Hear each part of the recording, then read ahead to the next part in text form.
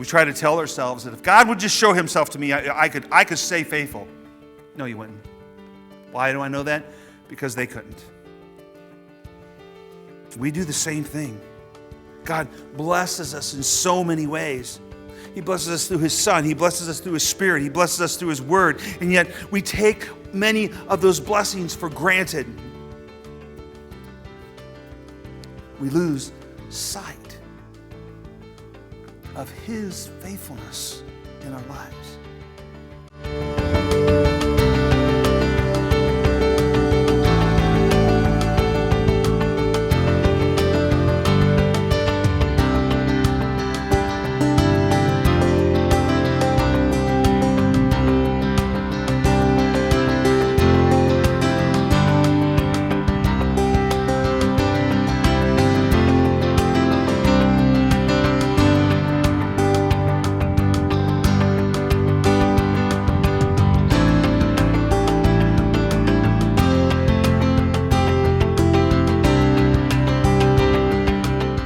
Been a crazy last couple weeks.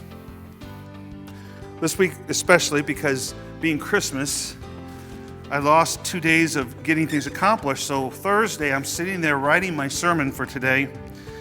I had thought about it previously, but I'm sitting down writing it. And in the midst of all the other things I was doing, I erased my sermon. I'm sitting there thinking, what am I going to do? I spent days actually planning it, and it didn't have any of my notes, and then I realized I did make a photocopy. I copied it and pasted it into something else. I was able to find it, and it took about an hour to reformat it to what it was supposed to be. But God was showing me that technology is great, but it doesn't stop human error. Because I was the one who deleted it. That's okay. You know, it's often said that those that don't learn from history are doomed to repeat it. And I get this feeling that we keep proving it true. Time and again, we ignore the lessons that we've learned in the past. And, you know, we were warned about things. We've been warned about divisive rhetoric in our society and in our country. We've learned about our threats. We've been warned about threats to democracy throughout our history as a nation. We've also learned about unchecked power in our world. We see what happens in many countries when there are tyranny and when tyranny is happening. And it shows up again, I think, today in our political environment over the last many years. The polarization, the attacks on our institutions, attacks on the church, attacks in our families, on marriage even, that we seem to have seen increasing over the last 20 plus years, mirror the mistakes that were earlier made in our society and in our world that ultimately lead to chaos and many times to even larger conflicts. We keep falling for the same traps. Prioritizing short-term gains against long-term gains, and tribal loyalties have been great, and instead of focusing on unity and focusing on truth and focusing on accountability, we focus on what we can get out of it, and we focus on just our moment and what our pleasures are instead of what the big picture is. History has shown us how bad things can get when we don't take these issues seriously.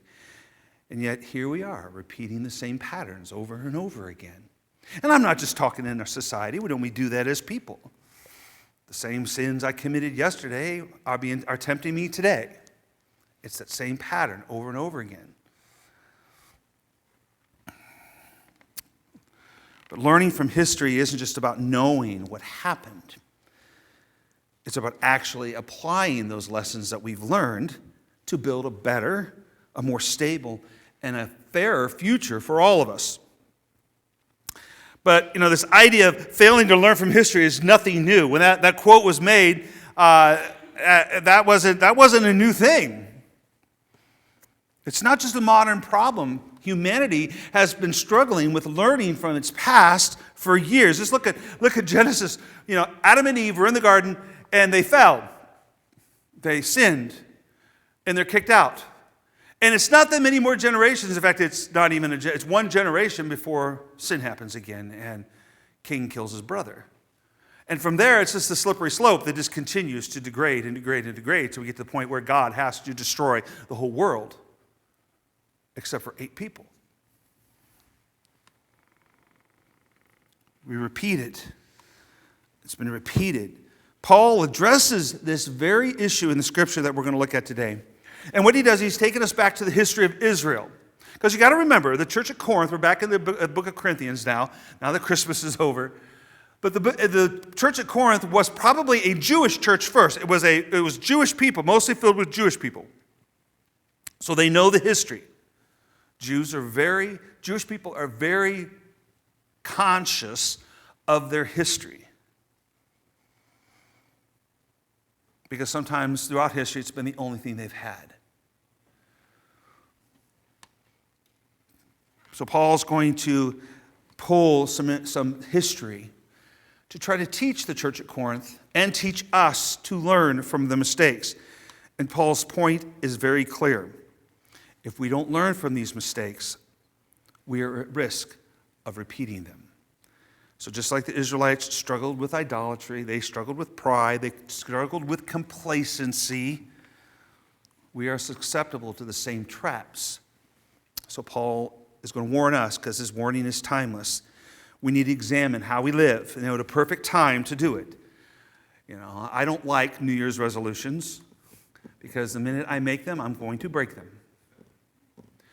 So I don't make any promises that I can't keep. But I know that I personally need to be aware of the mistakes of the past so that I don't make them again. We need to examine how we live. We need to resist temptation, and we need to remain faithful in a world full of distractions and pitfalls to a holy and righteous and awesome God. So let's go to the book of 1 Corinthians. We're in chapter 10. And let's read what Paul is going to share with this church. He says to them in verse 1, "For I do not want you to be unaware, brothers, that our fathers were all under the cloud, and all passed through the sea, and all were baptized into Moses in the cloud and in the sea, and all ate the same spiritual food, and all drank the same spiritual drink, for they drank from the spiritual rock that followed them. The rock was Christ." Now understand what Paul's saying there. He's saying that the Jews, and this he's talking about the Exodus. He's basically saying that Jesus was with them in all of that. Just catch that. He's recounting how God had guided them, the Israelites, by a cloud during the day, so they're all under the cloud, and by a pillar of fire at night.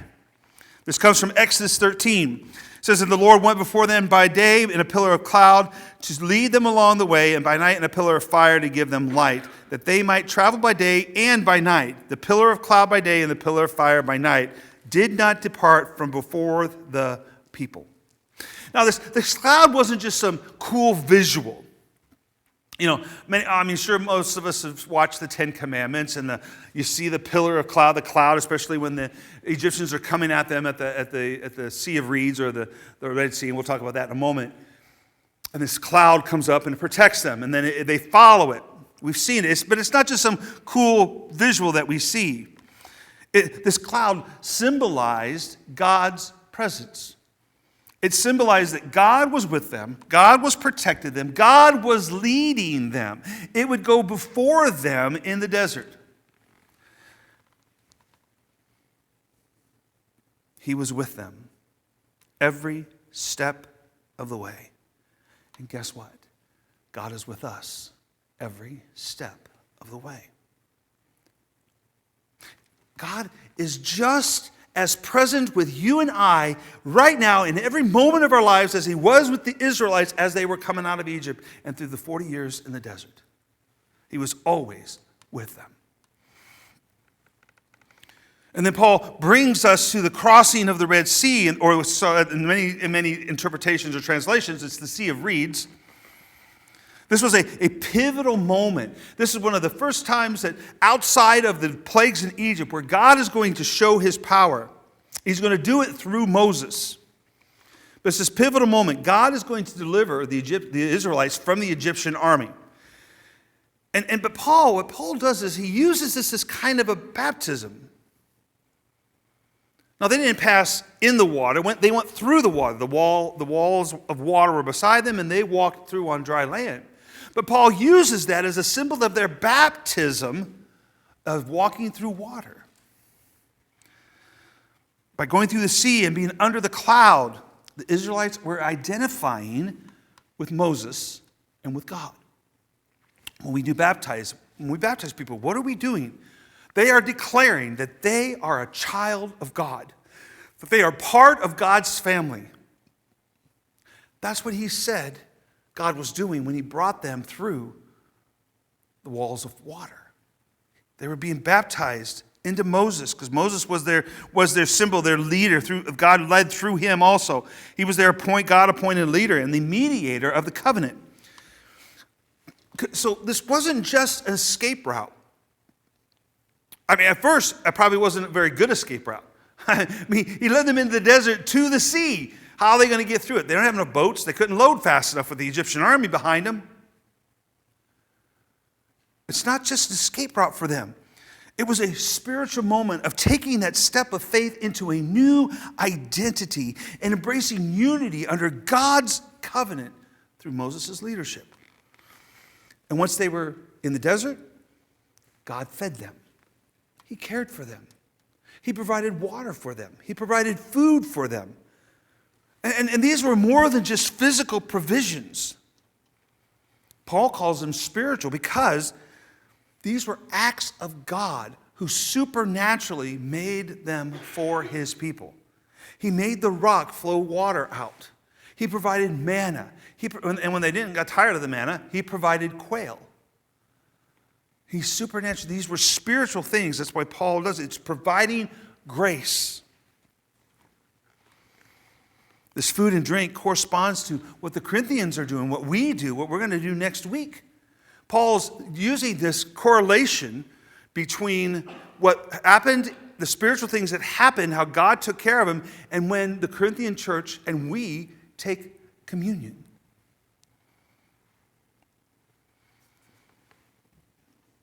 See, when we take communion, it's more than just standing and taking a piece of bread and taking juice. It's this idea that God is in that, not necessarily like the Catholics believe, but in spirit, God is with us as we're doing this. And those things rejuvenate us spiritually. There's nothing magic about it. And it doesn't happen if your heart's not in the right place. If you're taking communion and your heart's not where it needs to be, you're not going to feel any different. But we take communion as a way to remember what Christ has done for us. It sustains us spiritually by Christ through the bread and the wine, which symbolizes his body and his blood. And Paul's using this imagery to show that Christ was present with the Israelites just as he is present with us today. We know that. Scripture says, wherever two or more are gathered in my name, I am there. Guess what? Jesus is here today. There's more than two of us, and we're gathered in his name. Christ is our ultimate source and sustenance of our life. So we sang the songs we did this morning. All we need. We have all we need in him. He's our firm foundation. Everything we have is him. Everything we need in our life is him. But then Paul goes and he drops a very sobering truth. That despite all these extraordinary things that are happening to the Israelites, this is what happens. Look at verse 5 of 1 Corinthians 10. He says, nevertheless. Anytime somebody, and many people don't talk like this anymore, nevertheless, it's not something you hear very often.